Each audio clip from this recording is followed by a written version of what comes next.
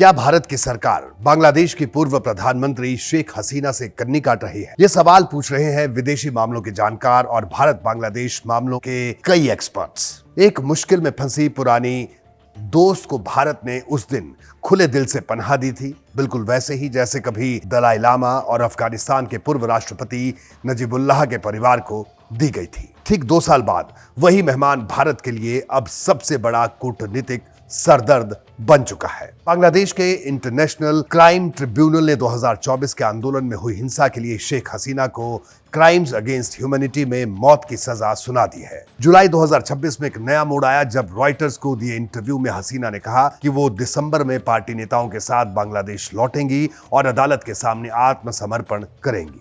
फिर आया 5 अगस्त 2026 का दिन, यानी उनके तख्ता पलट की दूसरी बरसी का दिन। दिल्ली के फॉरेन कॉरेस्पॉन्डेंट क्लब से हसीना ने वर्चुअली प्रेस कॉन्फ्रेंस की और उन्होंने अपने लौटने के इरादे को वापस दोहराया। उधर बांग्लादेश सरकार ने कड़ी आपत्ति जाहिर की और कहा कि जुलाई क्रांति के शहीदों का अपमान है और बांग्लादेश की संप्रभुता पर हमला है। भारत के विदेश मंत्रालय के प्रवक्ता रणधीर जायसवाल ने साफ किया कि एक निजी संस्था का आयोजन था और भारत सरकार का इससे कोई संबंध नहीं है।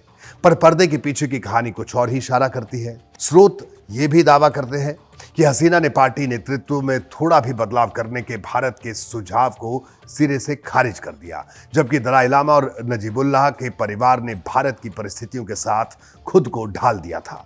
और अब सबसे ताजा मोड़ यह है कि बांग्लादेश के प्रधानमंत्री तारिक रहमान का दिल्ली दौरा, जो 20 से 25 अगस्त के बीच होना था, पर 16 अगस्त को बांग्लादेश के विदेश मंत्रालय ने साफ कह दिया कि जब तक भारत शेख हसीना और दूसरे आरोपियों सहित हादी के हत्यारों के प्रत्यर्पण पर तेजी नहीं दिखाता, यह यात्रा टलती रहेगी।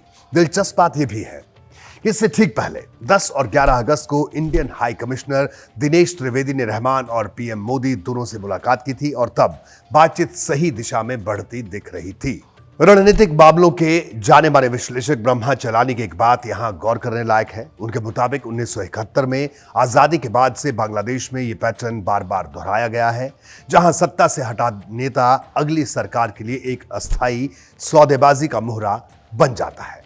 असली मामला शरण देने का नहीं, बल्कि शरण में रहते हुए भी सक्रिय राजनीति चलाने का है। दलाई लामा या नजीबुल्लाह के परिवार ने भारत की मेहमान नवाजी को चुपचाप स्वीकार किया।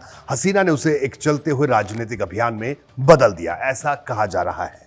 और जब मेहमान चुप नहीं रहता तो मेजबान की मुश्किलें बढ़ सकती हैं, ये सबको पता है।